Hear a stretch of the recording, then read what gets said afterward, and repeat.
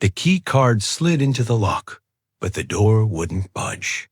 As I stood there in the dimly lit hallway, a chill ran down my spine.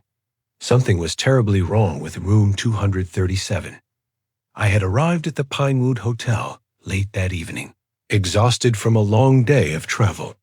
The lobby was quiet, save for the soft classical music playing overhead and the gentle ticking of an antique grandfather clock. The night clerk, a thin man with deep-set eyes, greeted me with a polite nod. "Checking in?" he asked, his voice barely above a whisper. I confirmed and handed over my ID and credit card. As he typed away at the computer, I couldn't shake the feeling that something was off. Maybe it was the way his eyes darted nervously around the lobby, or how his hands trembled slightly as he handed me my room key. "You'll be in room 237, he said, avoiding eye contact. "Elevators are to your right. Enjoy your stay."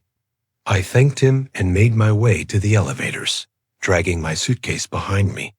The carpet muffled my footsteps, creating an eerie silence broken only by the distant hum of the building's air conditioning. As I waited for the elevator, I studied the floor plan, mounted on the wall nearby. My eyes scanned the layout, searching for room 237. That's when I first noticed it, or rather didn't notice it. Room 237 wasn't on the map. I double-checked, thinking perhaps I had misread the number. But no, the clerk had definitely said 237. Yet the floor plan clearly showed rooms 235 and 236. Then jumped to 238. There was number 237. Confused, I considered going back to the front desk to ask about the discrepancy. But fatigue won out, and I decided it wasn't worth the trouble. Surely it was just an outdated map or a simple oversight. The elevator arrived with a soft ding, and I stepped inside. As the doors closed, I caught a glimpse of the night clerk watching me from the lobby, his expression unreadable. The ride up to the second floor was quick and uneventful. When the doors opened, I was greeted by a long carpeted hallway lined with identical wooden doors. The air felt heavy and still, as if the entire floor was holding its breath.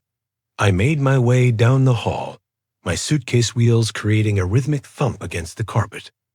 233, 234, 235, 236. And then, there it was. Room 237. Relief washed over me, but it was short-lived. As I inserted the key card into the lock, a red light flashed, and the door remained firmly shut. I tried again, making sure the card was facing the right way. Still nothing. Frustration began to set in. I was about to head back to the elevator when I heard it. A soft sound coming from inside the room. It was faint, barely audible, but unmistakable. Whispering. I pressed my ear against the door, straining to make out the words. The voices were muffled, but there was definitely more than one. My heart began to race as I realized the implications. If there were people in there, why wasn't my key working? And why wasn't this room on the floor plan? Just as I was about to step away, the whispering stopped abruptly. The silence that followed was deafening. Then, a single clear voice spoke from just on the other side of the door. "We've been waiting for you." I stumbled backward, my suitcase clattering to the floor. The hallway suddenly felt colder, the shadows deeper. I grabbed my luggage and hurried back towards the elevator, my footsteps echoing loudly in the empty corridor. As I reached for the call button, I froze. The floor plan next to the elevator caught my eye once again. But this time, something had changed. Where there had been a gap between rooms 236 and 238 before, there was now a crudely drawn addition. Room 237 was on the map. The elevator dinged, and the doors slid open. I practically fell inside, jabbing frantically at the lobby button. As the doors began to close, I saw a figure emerge from room 237. It was tall and impossibly thin, its features hidden in shadow. Just before the elevator sealed shut, I heard that same voice, now louder and filled with malice. "You can't leave. You're already here." The descent to the lobby felt like an eternity. When the doors finally opened, I burst out, ready to demand answers from the night clerk. But the lobby was empty. The classical music had stopped, and the grandfather clock stood silent. I approached the front desk, my hands shaking as I rang the bell. No response. I leaned over the counter, searching for any sign of the clerk. That's when I saw it. A guest book, open to a page filled with names and room numbers. My blood ran cold as I read the last entry. John Doe, room 237, checked in. Forever. The ink was still wet. I turned to run, but the lobby doors were locked. Panic set in as I realized I was trapped. The elevator dinged behind me, and I knew without looking that it had arrived from the second floor. As footsteps approached, slow and deliberate, I closed my eyes and prayed this was all a terrible dream. But the hand that gripped my shoulder felt all too real. "Welcome home," the voice whispered. "Room 237 has been waiting for you."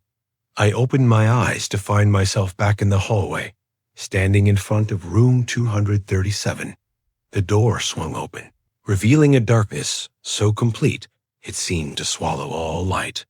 As I was pulled inside, I caught one last glimpse of the floor plan by the elevator. Room 237 was gone again, as if it had never existed. The door closed behind me with a final echoing click, and in that moment, I understood the terrifying truth. I was in the room that wasn't on the map, and I would never leave. The knocking came at 3 a.m., urgent and insistent. But when I peered through the peephole, the hallway was empty. Then why did the pounding continue, growing louder with each passing second? I had always been a light sleeper, but tonight was different. The unfamiliar surroundings of the hotel room made every creak and groan of the old building seem amplified in the darkness. I tossed and turned, unable to find comfort in the stiff sheets and overly plush pillows. Just as I was finally drifting off, a sharp rap at the door jolted me awake.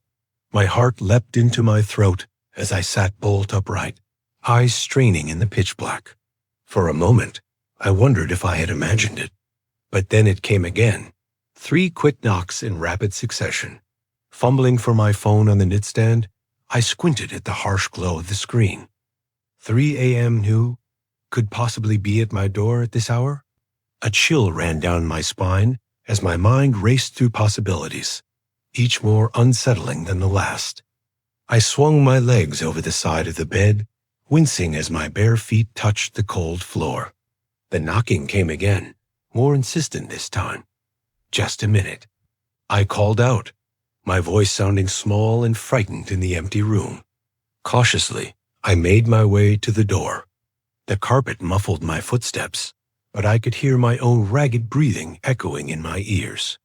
I hesitated, hand hovering over the doorknob. Something about this felt wrong. Every instinct screamed at me not to open that door. Instead, I leaned forward and pressed my eye to the peephole.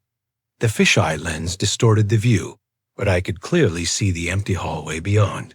No one was there. Relief washed over me, followed quickly by confusion. Had I imagined the whole thing? I was about to turn away when another series of knocks rattled the door, so forceful I could feel the vibrations through the floor. I stumbled backward, a strangled gasp escaping my lips. This couldn't be happening. There was no one there. I had seen it with my own eyes. "Who's there?" I demanded, trying to keep the tremor out of my voice. No answer came. Just more knocking, growing louder and more frantic with each passing second. It was as if someone or something was desperately trying to get in. My hands shook as I fumbled for my phone again, ready to call the front desk or even 911. But as I looked down at the screen, my blood ran cold. No signal. How was that possible? I had full bars when I checked in earlier. The pounding continued, now so violent that the entire doorframe shook. I backed away, eyes darting around the room for anything I could use as a weapon. The lamp on the bedside table? Too flimsy. The chair by the desk? Too heavy to wield effectively. In my panic, I tripped over my own feet and fell hard onto the floor. Pain shot through my elbow where it connected with the unforgiving carpet. I scrambled backward until my back hit the far wall, putting as much distance between myself and that door as possible. The knocking stopped abruptly, leaving an eerie silence in its wake. For a long moment, the only sound was my own ragged breathing. Then, a new noise. A slow, deliberate scraping sound, like metal on wood. My eyes widened in horror as I realized what I was hearing. Someone or something was trying to pick the lock. I wanted to scream, to cry out for help, but terror had frozen my vocal cords. All I could do was watch, paralyzed, as the door handle began to turn with agonizing slowness. Just as the latch was about to give way, a shrill beeping cut through the silence. I jerked awake with a gasp, heart pounding in my chest. Sunlight streamed through the gap in the curtains, illuminating the perfectly ordinary hotel room around me. It took several long seconds for reality to sink in. A dream. It had all been a terrible nightmare. I let out a shaky laugh, relief flooding through me as I reached over to silence the alarm on my phone. But as I swung my legs over the side of the bed, a jolt of pain shot through my elbow. Frowning, I examined the angry red mark marring my skin, exactly where I had hit it falling in my dream. A chill ran down my spine as my gaze was drawn inexorably to the door. There, carved into the wood in jagged, uneven letters, was a single word. Soon. I blinked hard, certain my eyes were playing tricks on me. But when I looked again, the message remained.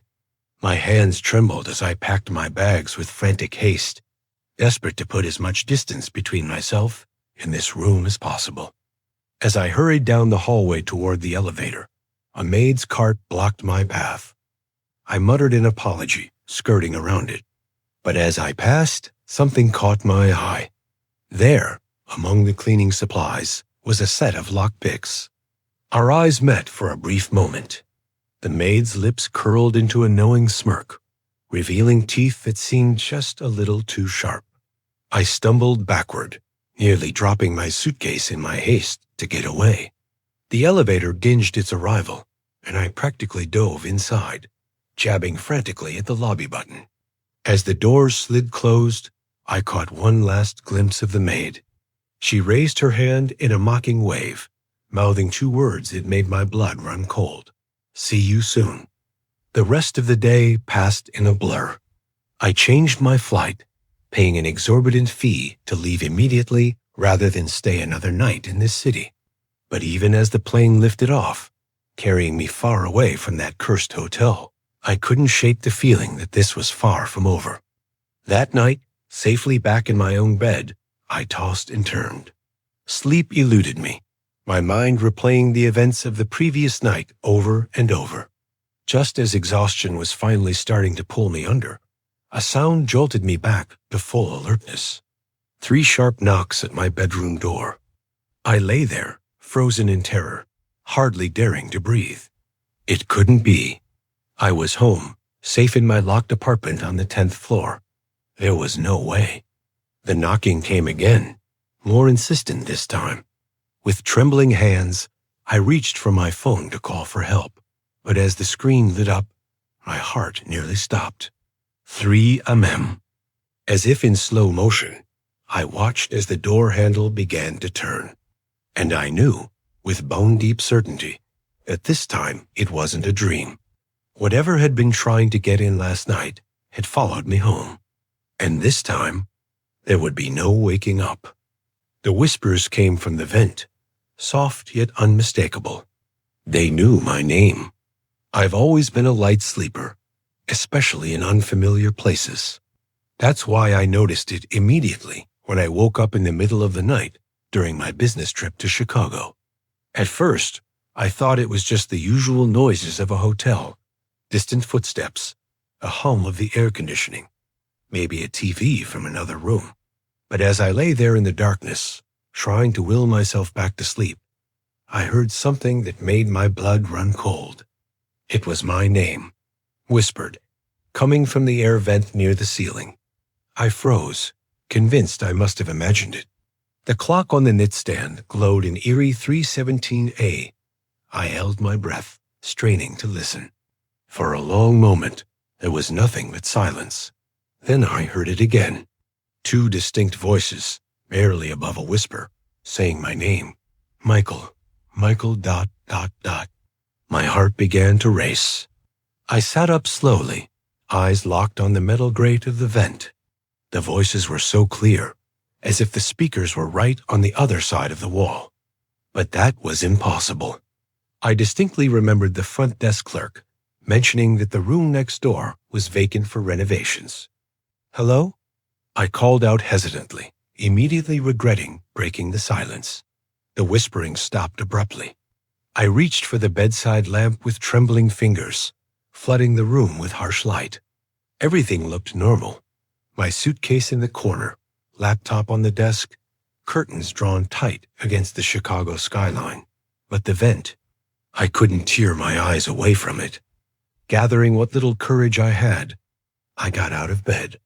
The carpet felt ice cold beneath my bare feet as I crept towards the far wall. Standing directly beneath the vent, I could feel a faint draft of cool air. I strained my ears, listening for any sound from the other side. Nothing. Maybe I had dreamed it. The stress of my upcoming presentation, combined with being in an unfamiliar place, it wasn't so far-fetched that my mind might play tricks on me. I was about to turn back to bed when I heard it again, so faint I almost missed it. He can hear us. I stumbled backward, nearly tripping over my own feet in my haste to get away from the wall. This couldn't be happening. It had to be some kind of prank, right? A cruel joke played by bored hotel staff or rowdy guests in a nearby room. With shaking hands, I grabbed my phone from the nightstand. I needed to call the front desk to demand they send someone up immediately. But as I unlocked the screen, my blood turned to ice. There, staring back at me, was a notification. Do not disturb mode activated by room 418. Room 418. The room next door. The supposedly vacant room. I dropped the phone as if it had burned me. This was beyond a prank now. Something was very, very wrong. I needed to get out of there. I grabbed my key card and bolted for the door, not even bothering to put on shoes.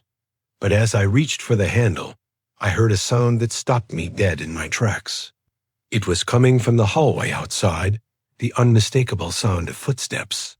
Slow, deliberate footsteps, getting closer and closer to my door. I backed away, my eyes darting between the door and the vent. The footsteps stopped directly outside. I held my breath, praying they would move on. A moment passed, then another. The silence was deafening. Suddenly, there was a soft knock at the door. Once, twice, 3 times. Mr. Harrison? A woman's voice called out softly. We've been trying to reach you. I didn't answer. I couldn't. My throat had closed up in terror. We know you can hear us, Michael, a man's voice joined in. The same voices from the vent. Why don't you open the door? We just want to talk. My mind raced. Who were these people? How did they know my name?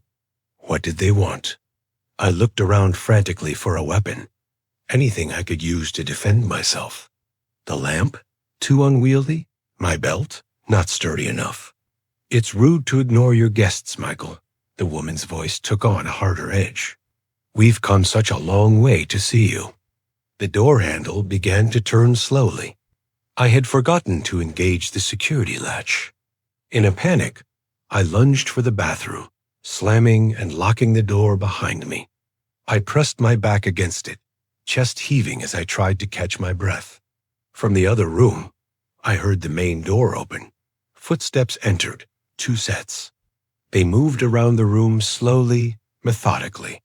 "Oh, Michael," the man's voice called out in a sing-song tone. Come out, wherever you are."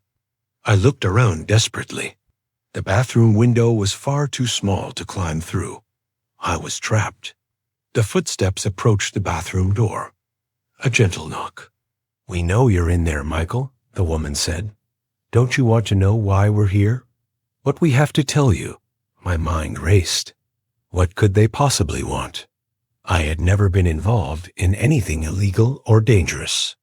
I was just a mid-level sales manager on a routine business trip. This had to be some kind of mistake. I think you have the wrong person." I managed to stammer out. "Please, just leave me alone." A chuckle from the other side of the door. "Oh, we don't think so. You see, Michael, we've been watching you for a very long time, waiting for just the right moment." The door handle jiggled. I pressed myself harder against it, knowing it wouldn't hold for long against a determined intruder. "What do you want from me?" I asked, my voice cracking with fear. There was a pause. Then the woman spoke again, her voice suddenly gentle, almost motherly. "We want you to remember, Michael, to remember who you really are." A chill ran down my spine. "What are you talking about? This life you're living, it's not real. None of it is. We're here to wake you up." My head spun. This couldn't be happening. It had to be a dream, a hallucination. I squeezed my eyes shut, willing myself to wake up. But when I opened them again, nothing had changed. I was still trapped in that tiny bathroom, with two strangers on the other side of the door claiming my entire life was a lie. "You're crazy," I said, trying to sound braver than I felt. "I'm calling the police." Another chuckle. "Go ahead, they won't come. They're not real either." I fumbled for my phone, only to realize with horror that I had left it in the other room. I was completely cut off. "We can do this the easy way or the hard way, Michael," the man said. "But one way or another, you're coming with us. It's time to go home." Home? What were they talking about? My home was a small apartment in Denver, not wherever these lunatics wanted to take me. The pressure on the door increased. They were trying to force it open. "Please," I begged. "I don't know what you want, but I'm not who you think I am. Just leave me alone." "Oh, Michael," the woman sighed. "You always were stubborn. I suppose we'll have to do this the hard way after all." There was a loud crack as the lock gave way. The door burst open, and I stumbled backward, nearly falling into the bathtub. But as I looked up, ready to face my attackers, I froze in confusion. The bathroom door stood wide open, but there was no one there. The hotel room beyond was empty and undisturbed. I blinked, disoriented. Had I imagined the whole thing? Cautiously, I stepped out of the bathroom. The room was exactly as I had left it earlier that evening. No sign of intruders. No whispers from the vent. Relief washed over me. It must have been a vivid nightmare, brought on by stress and an unfamiliar environment. I laughed shakily, feeling foolish for getting so worked up over nothing. I was about to climb back into bed when something caught my eye. There, on the desk where I had left my laptop, was a small piece of paper that hadn't been there before. With trembling hands, I picked it up. Written in neat, unfamiliar handwriting were 5 words that made my blood run cold. "See you soon. It's almost time." I looked up, meeting my own wide-eyed reflection in the mirror. And for just a moment, I saw something else. A flicker of someone I didn't recognize. Someone whose eyes held secrets I couldn't begin to comprehend. Then it was gone, leaving me alone in a silent hotel room, clutching a note that shouldn't exist, and wondering if perhaps I was the one who wasn't real after all. The maid's smile was frozen in time, her eyes vacant as she turned to face me. In that moment, I knew something was terribly wrong. I never should have taken that last-minute business trip to New Orleans. The city had always given me an uneasy feeling, but I couldn't turn down the opportunity to close a major deal for my company. As I checked into the historic Crescent Moon Hotel, the oppressive humidity clung to my skin, making me feel suffocated before I even reached my room. The hotel itself was a relic of a bygone era, its faded grandeur still visible beneath layers of renovations. Ornate chandeliers hung from high ceilings, casting flickering shadows across worn carpets. The smell of musty air and old wood permeated every corner. My room was on the 4th floor, at the end of a long, dimly lit hallway. As I inserted the key card, I couldn't shake the feeling that I was being watched. I chalked it up to travel fatigue and pushed open the heavy wooden door. The room was spacious, but dated, with heavy curtains and antique furniture that had seen better days. I tossed my bag onto the bed and decided to freshen up before heading out to dinner. As I splashed water on my face in the bathroom, I heard a soft thud from the main room. "Hello?" I called out, but there was no response. Cautiously, I peered around the bathroom door. The room appeared empty, but something felt off. The hairs on the back of my neck stood up as I noticed the curtains swaying gently, despite the air conditioning being off.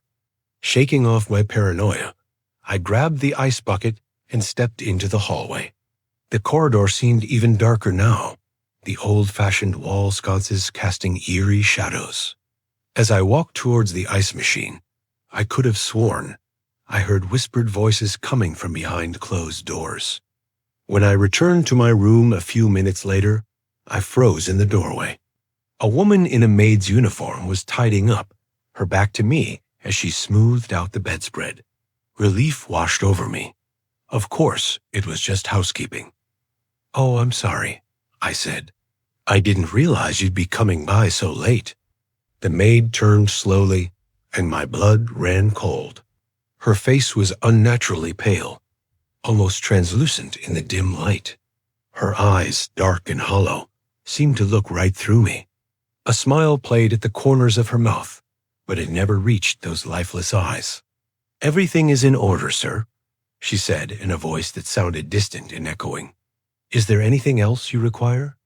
I stammered out a no, thank you, and watched as she glided past me, her movements too smooth, too fluid to be natural.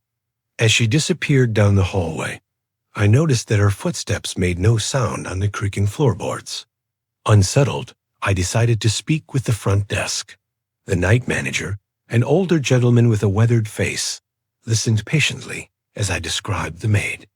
"I'm sorry, sir," he said, his brow furrowing, "but we haven't employed a maid matching that description in years." My heart began to race. "What do you mean?" "She was just in my room, not 5 minutes ago."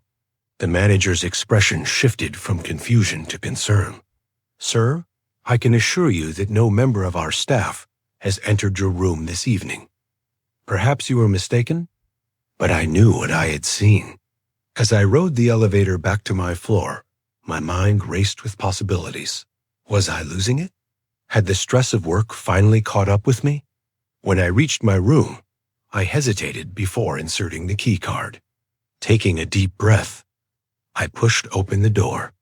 Everything looked normal at first glance, but as my eyes adjusted to the darkness, I noticed something on the mirror. Written in what looked like lipstick were the words, "Welcome back, sir. I've been waiting for you." I stumbled backward, my heart pounding in my chest. That's when I heard it, the soft sound of humming coming from the bathroom. The same melody I'd heard in the hallway earlier.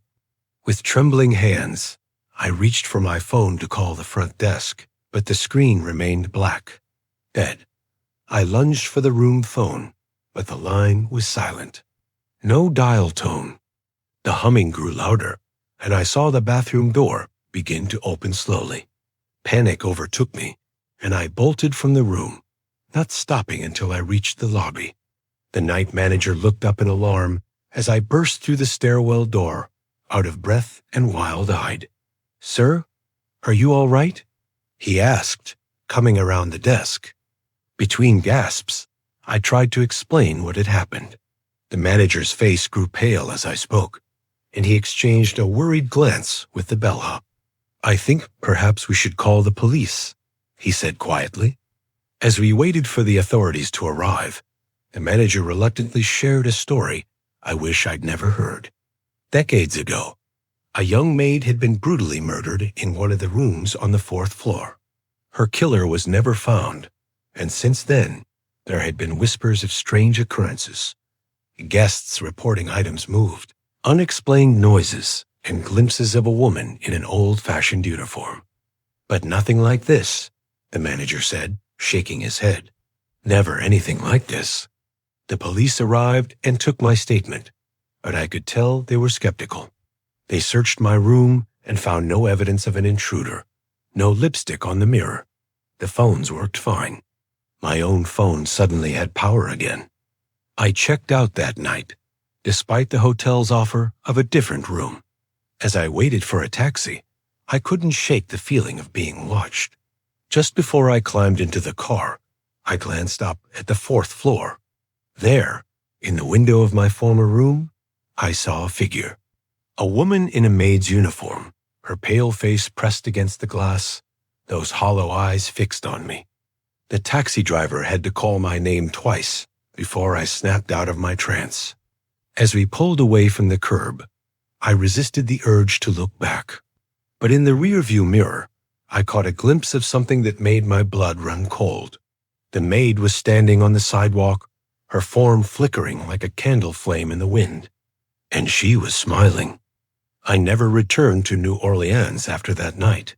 My company understood when I refused all future trips to the city. But sometimes, late at night, I still hear that soft humming.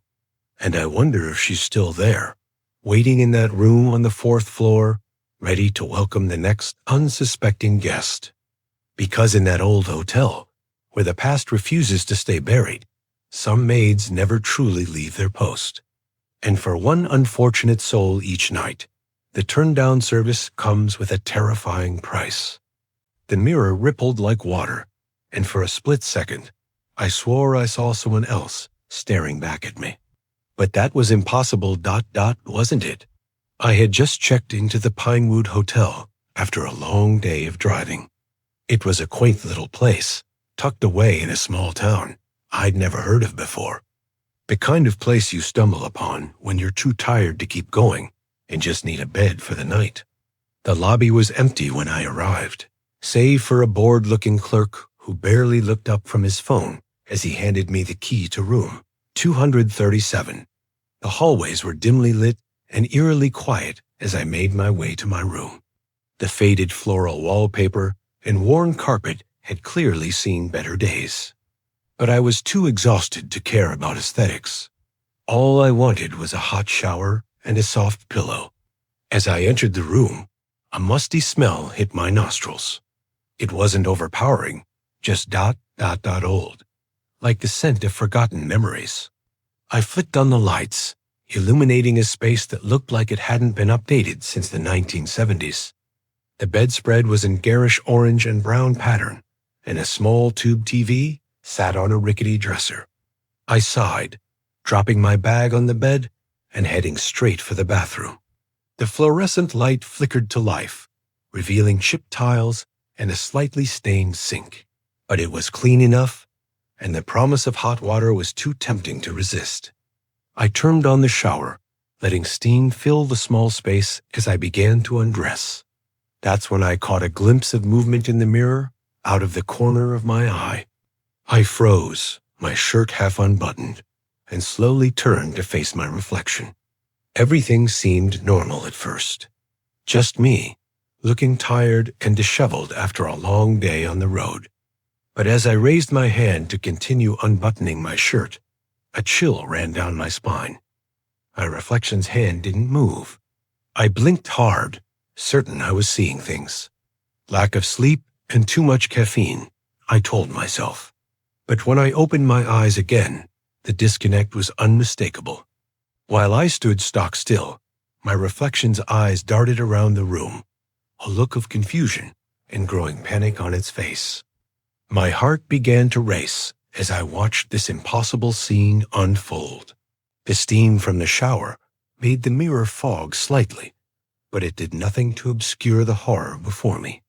My reflection, or rather, the person who should have been my reflection, began to mouth words I couldn't hear. Their eyes were wide with fear, hands pressed against the glass as if trying to break through. I stumbled backward, my back hitting the cool tile wall. This couldn't be real. I squeezed my eyes shut, counting to 10 and praying that when I opened them, everything would be back to normal. But when I looked again, the situation had only escalated. The figure in the mirror was now pounding silently against the glass, their mouth open in a silent scream. And behind them, barely visible in the steamy bathroom, I could make out a dark shape, something tall and impossibly thin, with limbs that seemed too long for its body. It was reaching for my reflection, with hands that ended in sharp, claw-like fingers. I wanted to run, to flee from this nightmare, but I found myself rooted to the spot. My reflection's eyes locked with mine, pleading for help I couldn't give. The dark figure drew closer, its featureless face now pressed against the glass right next to my reflection's terrified visage. In that moment, I felt a presence behind me. The hairs on the back of my neck stood on end as icy fingers brushed against my shoulder. I spun around, heart pounding so hard I thought it might burst from my chest. But there was nothing there, just the empty bathroom, steam still rising from the running shower. When I turned back to the mirror, my own pale, frightened face stared back at me.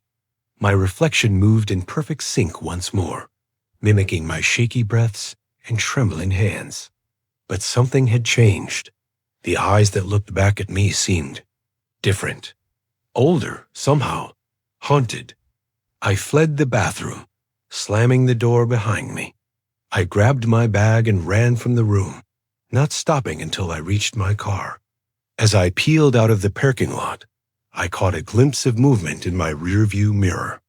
A face pressed against the window of room 237, hands splayed against the glass. My face. I drove through the night, putting as much distance between myself and that hotel as possible. But no matter how far I go, I can't shake the feeling that something followed me out of that mirror. Sometimes, when I catch my reflection out of the corner of my eye, I swear it moves a split second too late. And in the dark of night, I hear the faintest tapping coming from every reflective surface, like someone or something is trying to break through. I don't look in mirrors anymore if I can help it, because I'm terrified that one day I'll look up and see that thing staring back at me instead of my own reflection. And I can't help but wonder, am I truly on this side of the glass? Or did something else escape that night, leaving me trapped in a world of reflections, forever pounding against an invisible barrier, silently screaming for help that will never come? The elevator doors slid open with a soft ding, revealing an empty car. But the floor indicator above showed it had stopped at every single floor on its way down. How was that possible when nobody was inside? I never should have taken that late-night shift at the Oakwood Hotel. The grand old building had always given me the creeps, with its faded Victorian charm and rumors of strange occurrences over the years. But I needed the money, and night auditor seemed like an easy enough gig. Just man the front desk, handle any guest issues, and keep an eye on things until morning. How hard could it be? My first few nights went smoothly enough. The hotel was quiet, with only a handful of guests checking in or out at odd hours. I spent most of my time catching up on paperwork or scrolling mindlessly on my phone to stay awake. But on that fourth night, everything changed. It was just past 2 a.m. when I heard the elevator chime. I glanced up from the computer, expecting to see a bleary-eyed guest stumbling out for a late-night snack or smoke. But the doors opened to reveal nothing. Just an empty car. I frowned, figuring someone must have accidentally hit the lobby button. But as I watched, my blood ran cold. The floor indicator above the elevator showed it had stopped at every single floor on its way down from the top. 12 floors, 12 stops. Yet nobody had gotten off, and the car was completely empty. My heart began to race as I stared at those open doors. It didn't make sense. Even if multiple people had gotten on and off at different floors, surely I would have heard the elevator moving up and down repeatedly. But there had been nothing. Just one smooth descent from top to bottom. I tried to shake off the unsettling feeling. Maybe it was just a glitch in the system. These old hotels were always having issues with their antiquated equipment. I made a mental note to have maintenance check it out in the morning and turned back to my work, but I couldn't focus. My eyes kept darting back to that open elevator, half expecting something or someone to emerge from the shadows inside. After a few minutes, I couldn't take it anymore. I had to investigate. Slowly, I stood up from the desk and approached the elevator. The fluorescent lobby lights cast long shadows across the patterned carpet. Each step felt heavier than the last as I drew closer to those gaping doors. I peered inside, my heart pounding in my chest. The elevator car looked normal enough. Mirrored walls, brass handrails, plush red carpet. But something felt off. The air inside seemed colder, staler, and in the corner, barely visible, was a dark smudge on the carpet. Was that a footprint?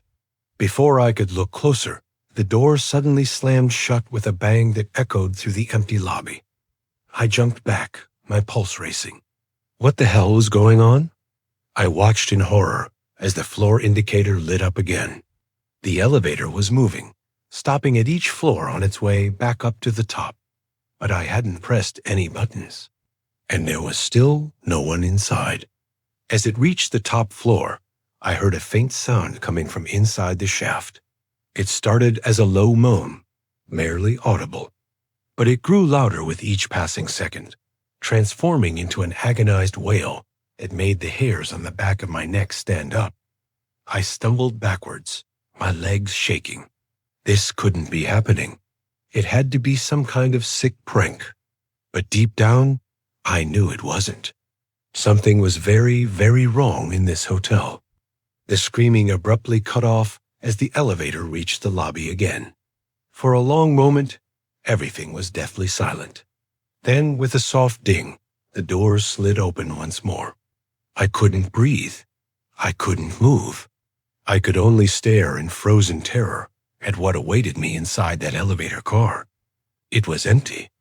Completely and utterly empty. But the mirrors were covered in a thick layer of frost, obscuring any reflection. And there, written in the condensation, was a single word. Help. I don't remember much after that. I must have blacked out, because the next thing I knew, I was huddled behind the front desk, shaking uncontrollably as the morning shift manager found me. I tried to explain what had happened, but the words wouldn't come. They checked the security footage, but there was nothing unusual. Just me walking up to an empty elevator and then apparently having some kind of panic attack. They wrote it off as stress, lack of sleep, and overactive imagination. But I know what I saw, what I heard, what I felt in that moment of pure, primal fear. I quit that job the same day. I couldn't bear the thought of spending another night in that hotel, wondering what might come out of that elevator next time. But the memory haunts me still. Sometimes, late at night, I'll wake up in a cold sweat, convinced I can hear that terrible wailing echoing through my apartment. And in my darkest moments, I find myself wondering, what if it wasn't just the hotel? What if that thing followed me home?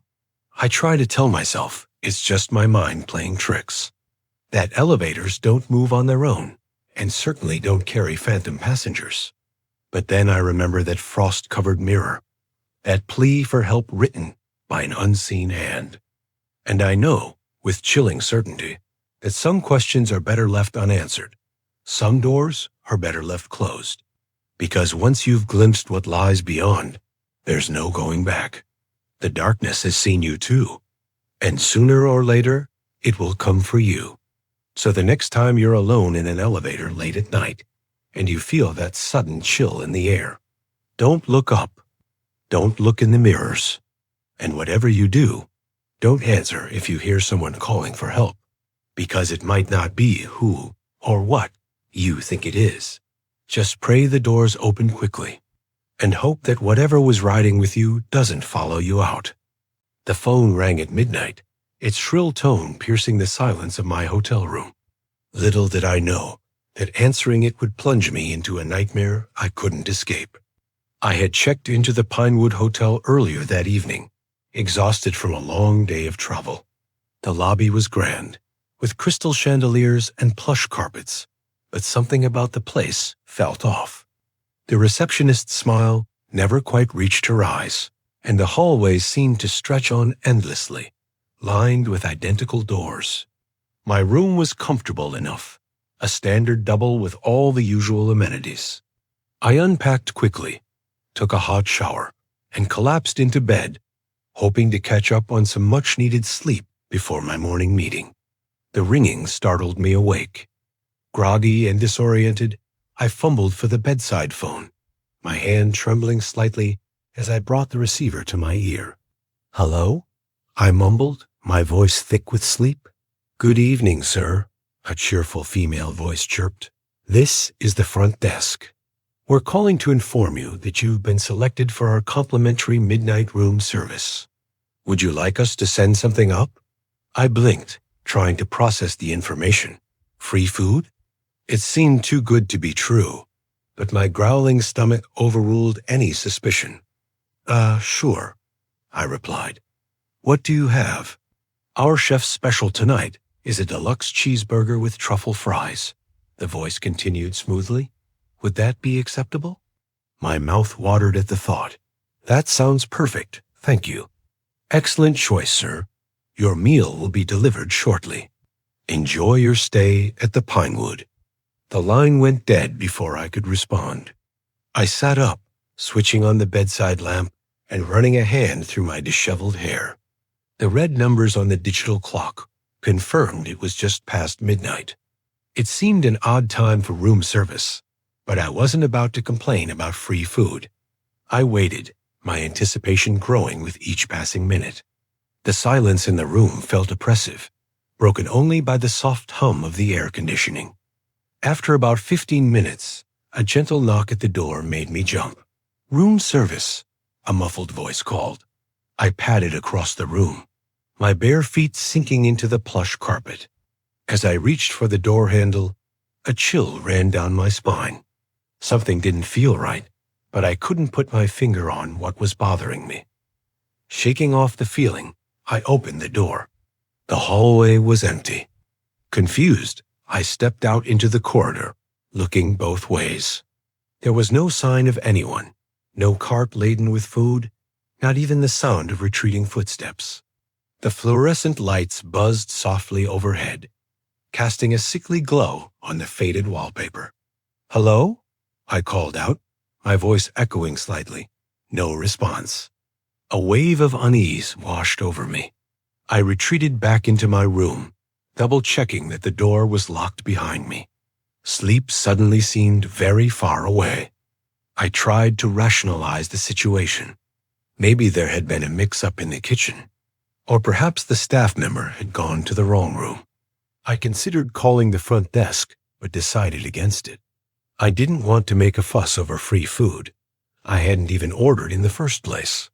Settling back into bed, I flipped through the channels on the old TV, trying to distract myself. Nothing held my interest.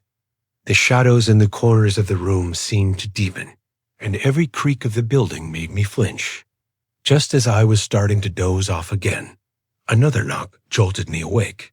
This time, it was more insistent, 3 sharp raps that seemed to reverberate through the entire room. My heart pounding, I approached the door. "Who is it?" I called out, my hand hovering over the handle. Silence. I peered through the peephole, but the hallway appeared empty. Against my better judgment, I opened the door a crack, the chain still in place. The corridor stretched out before me, seemingly longer than I remembered. At the far end, I caught a glimpse of movement. a dark figure disappearing around the corner. A wave of cold air washed over me, carrying with it the faint smell of rotting meat. I slammed the door shut, my hands shaking as I fumbled with the locks. Something was very wrong here. Sleep was out of the question now. I paced the room, checking my phone only to find I had no signal. The landline was dead when I tried to call the front desk. I was trapped, cut off from the outside world. As dawn approached, I made a decision. I couldn't stay in this room any longer. I quickly packed my belongings, determined to check out and find another hotel, even if it meant missing my meeting. The lobby was deserted when I reached it, a sane, eerie silence permeating the air. The receptionist's desk was empty, a thin layer of dust covering its surface as if it hadn't been used in days. "Hello?" I called out, my voice sounding small in the cavernous space. "Is anyone here?" A movement caught my eye, a figure emerging from a door marked "Staff Only." It was an elderly man in a security uniform, his face lined with concern. "Sir, are you all right?" he asked, approaching cautiously. I let out a relieved laugh. "No, not really. There's something strange going on here. I received a call about room service last night, but then no one showed up, and there were these weird knocks, and—" The guard's expression changed from concern to alarm. "Room service?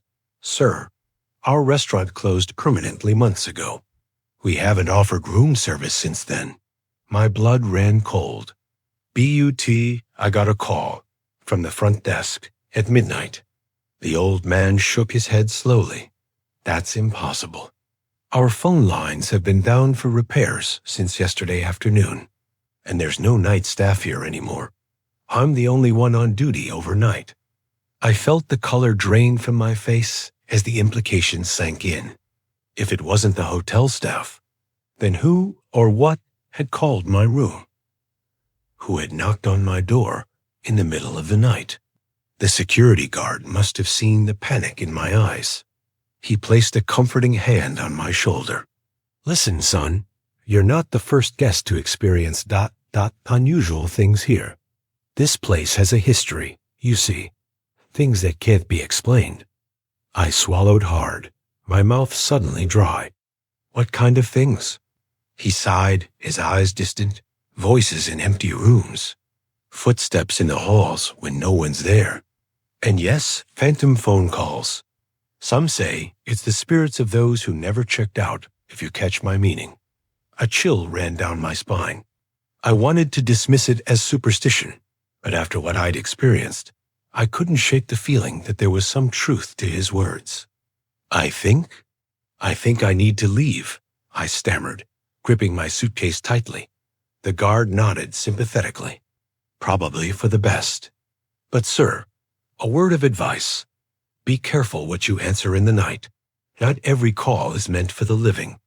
As I hurried out of the hotel into the crisp morning air, his words echoed in my mind.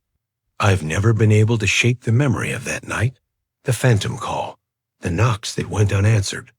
And sometimes in the darkest hours, when my phone rings unexpectedly, I hesitate before answering, wondering if it's really someone on the other end, or something reaching out from a place beyond our understanding. The scratching sound came from inside the walls. I froze, my heart pounding, as I realized with growing horror that I wasn't alone in this hotel room after all. I had been looking forward to this business trip for weeks, a chance to get away from the monotony of my daily routine and explore a new city. The hotel I booked seemed perfect, affordable, centrally located, and with decent reviews online. Nothing fancy, but clean and comfortable enough for a few nights' stay. As I approached the front desk to check in, I noticed the clerk giving me an odd look. His smile seemed forced as he handed over my room key, almost like he wanted to say something, but thought better of it. I brushed it off as my imagination running wild after a long day of travel. The room was on the 4th floor, at the very end of a dimly lit hallway. As I inserted my key card, I felt a chill run down my spine. The door creaked open ominously, revealing a stuffy, musty-smelling interior. I flicked on the lights and did a quick scan, standard budget hotel fare with dated furnishings and faded wallpaper. Exhausted from my journey, I flopped onto the bed without bothering to unpack. As I reached for the TV remote in the nightstand drawer, my fingers brushed against something unexpected.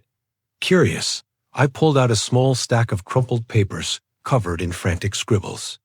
My blood ran cold as I began to read. Day 1. There's something wrong with this room. I keep hearing noises at night, like someone's watching me. The hotel staff say it's just old pipes, but I don't believe them. Day 3. I saw a shadow move across the wall when I was in the bathroom. When I turned around, nothing was there. Am I going crazy? Day 5. I can't sleep. Every time I close my eyes, I feel a presence in the room. Something is here with me. Day 7. They're in the walls. Oh God, they're inside the walls watching me. I have to get out of here. If you're reading this, get out now. The final note was barely legible, the pen strokes erratic and desperate. My hands shook as I stared at the warnings left by the previous guest. Part of me wanted to laugh it off as the ramblings of an unstable mind, but a growing sense of unease gnawed at the pit of my stomach. I tried to push the unsettling thoughts aside and get some rest. But as I lay in bed that night, every creak and groan of the old building set my nerves on edge. The darkness seemed to press in around me, and I couldn't shake the feeling of being watched. Just as I was starting to drift off, a faint scratching sound jolted me awake. It seemed to be coming from inside the wall next to my bed. I held my breath, straining to listen. For a moment, there was only silence. Then I heard it again, a slow, deliberate scraping noise. My heart raced as I fumbled for the bedside lamp. As light flooded the room, the scratching abruptly stopped. I scanned every corner, half expecting to see some nightmarish figure lurking in the shadows. But the room appeared empty. Sleep eluded me for the rest of the night. Every time I started to relax, another unexplained noise would startle me back to full alertness. The gentle whoosh of the air conditioning became sinister whispers. The ice machine down the hall sounded like footsteps creeping closer. As dawn finally broke, I breathed a sigh of relief. Sunlight streamed through the thin curtains, chasing away the terrors of the night. In the harsh light of day, my fears seemed silly and overblown. I chided myself for letting an overactive imagination get the better of me. But as I showered and dressed for my morning meeting, doubt began to creep back in. The mirror seemed to fog up even after I'd finished my shower, as if someone had been breathing on it. And I could have sworn I saw movement out of the corner of my eye, only for it to vanish when I turned to look. I practically ran out of the room, eager to put some distance between myself and whatever malevolent presence might be lurking there. As I waited for the elevator, an elderly housekeeper pushing her cart gave me a knowing look. "Rough night, dear?" she asked sympathetically. I hesitated, unsure how much to reveal. "Just had trouble sleeping," I mumbled. She nodded sagely. "Ah, yes, that room can be difficult for some guests. Perhaps we can move you to a different one." A chill ran down my spine at her words. So the hotel staff did know something was wrong with that room. Before I could press her for details, the elevator arrived and whisked me away. Throughout the day, I found myself unable to focus on work. My mind kept drifting back to those desperate notes and the inexplicable noises in the night. By the time my meetings wrapped up, I had made up my mind to check out early and find another hotel. But as I approached the front desk that evening, a wave of exhaustion hit me. The thought of packing up and searching for a new place to stay suddenly seemed overwhelming. Maybe I was overreacting. Surely one more night couldn't hurt. With a mix of trepidation and resignation, I made my way back to the room. Everything looked normal at first glance. But as I settled in for the night, little things began to nag at me. Had that chair always been angled that way? Why did the curtains seem slightly more closed than I'd left them? I double-checked that the door was locked and tried to calm my racing thoughts. Just as I was about to turn off the light, movement in my peripheral vision made me freeze. Slowly, I turned toward the bathroom door, which stood slightly ajar. For a split second, I could have sworn I saw a pale face peering out at me from the darkness beyond. But when I blinked, it was gone. Heart pounding, I leapt out of bed and fumbled for my phone. As I dialed the front desk with shaking hands, a blood-curdling shriek erupted from inside the walls. The lights flickered and died, plunging the room into pitch blackness. In the suffocating darkness, I felt icy fingers brush against the back of my neck. A raspy voice whispered in my ear, "Welcome to our room. We've been waiting for you." The last thing I remember is my own terrified scream as unseen hands dragged me toward the wall. When I came to my senses, I found myself trapped in a cramped, lightless space. The scraping sounds are all around me now, and I know with horrifying certainty that I've become part of whatever malevolent force haunts this cursed hotel room. If you're reading this, get out while you still can. Don't make the same mistake I did, because in this room, you're never truly alone. And once they get you, there's no escape. The scratching sound was faint at first, barely audible over the hum of the ancient radiator. But as the night wore on, it grew more frantic, more desperate, as if something was clawing its way out from behind the closet door that had been nailed shut decades ago. I never should have stayed at the Blackwood Hotel.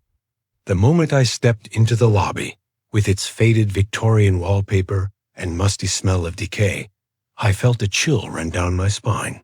But after a long day of driving, I was too exhausted to look for another place to stay.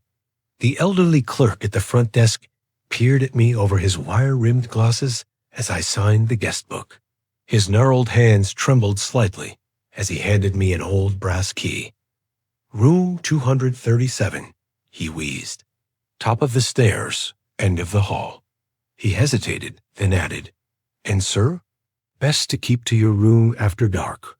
The old place can be unsettling at night."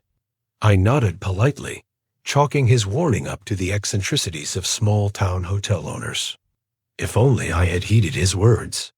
The floorboards creaked ominously with each step as I made my way up the narrow staircase.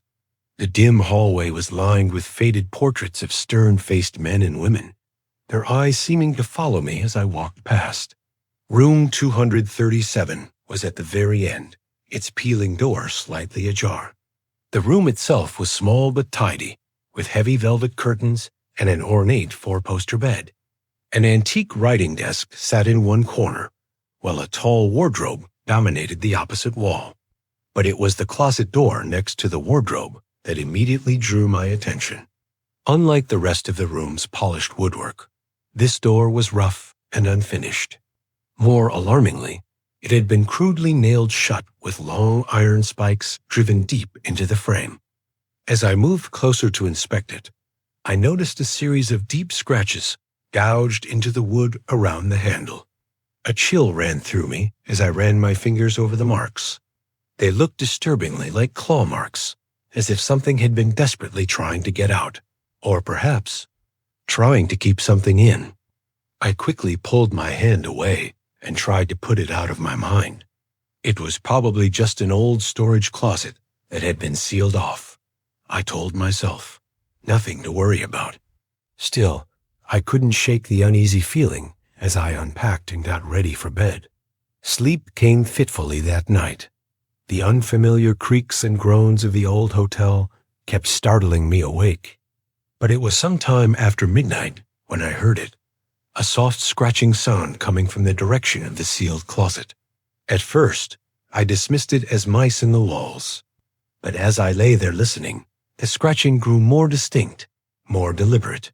It no longer sounded like the random scurrying of rodents, but like something was methodically dragging its claws across the inside of the door. My heart began to race as I strained my ears in the darkness. There was a pause, then a muffled thump from inside the closet. Another pause, then another thump, louder this time. I sat bolt upright in bed, my eyes wide as I stared at the closet door. The thumping continued, growing more insistent. Whatever was in there was trying to get out. Panic gripped me as I fumbled for the bedside lamp. In the sudden flood of light, the scratching and thumping abruptly stopped. An eerie silence fell over the room. For several long minutes, I sat frozen in place, hardly daring to breathe. Just as I was starting to convince myself I had imagined it all, a low, guttural growl emanated from behind the closet door. It was unlike anything I had ever heard before. Not quite human, not quite animal. The sound sent icy tendrils of fear crawling up my spine. I leapt out of bed and backed away from the closet, my heart pounding so hard I thought it might burst from my chest. The growling grew louder, interspersed with the sound of splintering wood. To my horror, I saw the nails in the doorframe start to bend and pull free. Whatever was in there was strong enough to break through. In a blind panic, I grabbed my keys and bolted for the hallway. As I wrenched open the door to my room, I heard a final thunderous crack behind me. I didn't dare look back as I fled down the stairs and out into the night. I drove for hours, putting as much distance between myself and the Blackwood Hotel as possible. It wasn't until the first rays of dawn began to lighten the sky that I finally pulled over at a rest stop, my hands shaking as I gripped the steering wheel. Part of me wanted to dismiss the whole thing as a vivid nightmare, brought on by an overactive imagination. But I knew deep down that what I had experienced was all too real. In the light of day, my curiosity began to get the better of my fear. I found myself searching online for any information about the Blackwood Hotel and its history. What I discovered chilled me to the bone. It turns out the hotel had a dark and bloody past. In 1922, a guest in room 237 had brutally murdered his entire family before taking his own life. According to newspaper accounts from the time, the bodies of his wife and children were found stuffed inside the closet. The hotel had changed hands several times over the decades, but guests frequently reported strange noises and unexplained phenomena, particularly in room 237. In 1978, the closet had been permanently sealed shut after a maid claimed to have seen something inhuman peering out at her from inside. As I read account after account of terrifying encounters in that room, I realized how lucky I had been to escape. Whatever malevolent presence resided in that closet was still there, trapped but not defeated. And now, thanks to my unwitting presence, it had very nearly broken free. I've tried my best to put that night behind me, but the memories still haunt my dreams. Sometimes I wake in a cold sweat, imagining I can hear faint scratching coming from my own closet.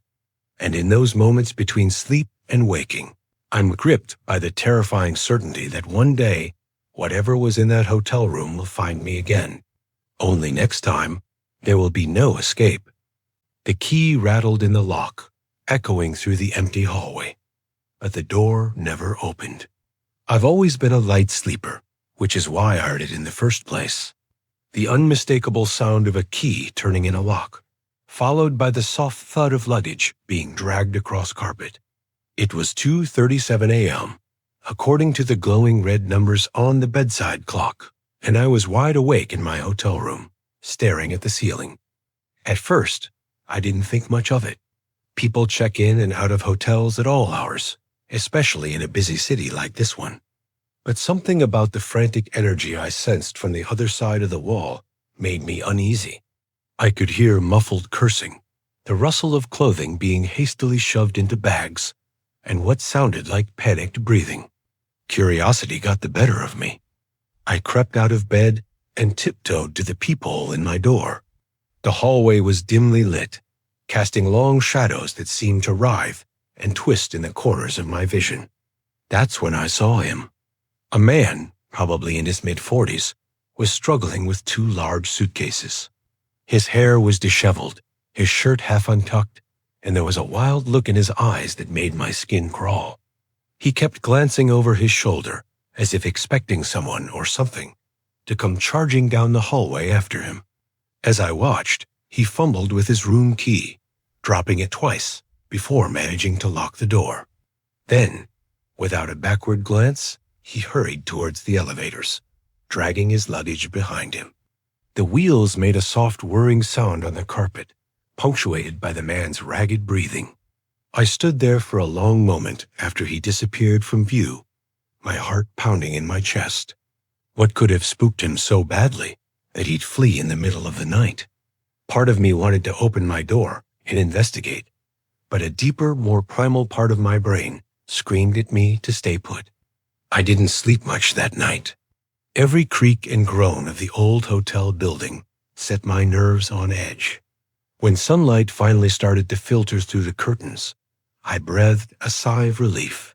Surely, whatever had happened in the night would seem less sinister in the light of day.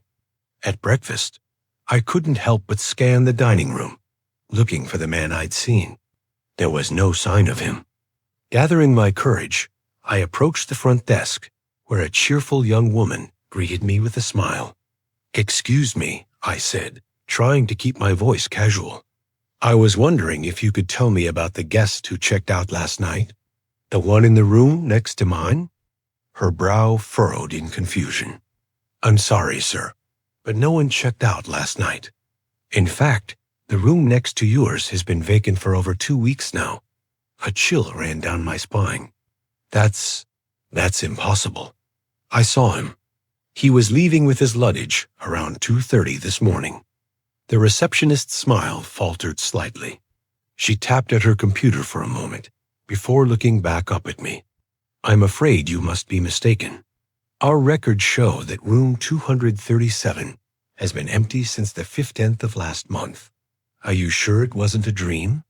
I wanted to argue, to insist that what I'd seen was real, but the look of concern on her face made me hesitate.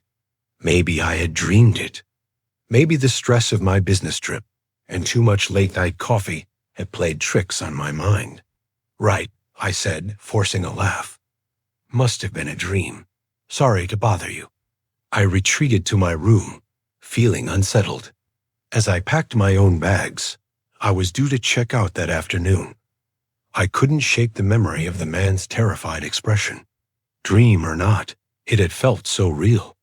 Just before leaving, I found myself standing outside room 237. The door looked perfectly ordinary in the daylight. No sign of a hasty departure, no lingering sense of dread. I was about to turn away when something caught my eye. There, barely visible in the thick carpet, was a single wheel mark, as if someone had dragged a heavy suitcase down the hallway. My mouth went dry. I hurried to the elevator, suddenly desperate to get out of the hotel. As the doors slid closed, I could have sworn I heard the faint sound of a key turning in a lock. But when I looked back down the empty hallway, there was no one there. I've never been back to that hotel. Sometimes, late at night when I can't sleep, I find myself wondering about the man I saw. Who was he? What was he running from? And most chillingly, if he hadn't been a guest, how did he have a key? There are some questions, I've learned, that are better left unanswered. But I can't help but think about that night, about the sound of luggage wheels on carpet, and the look of pure terror in a stranger's eyes. And I wonder, with a shiver, if someday I'll find myself running from something in the dead of night, praying that the key will turn, the door will open, and I'll escape whatever horror is lurking in the shadows behind me. Because now I know the truth. Sometimes the most terrifying things aren't the monsters we can see. They're the ones that check out long before we even realize they were there.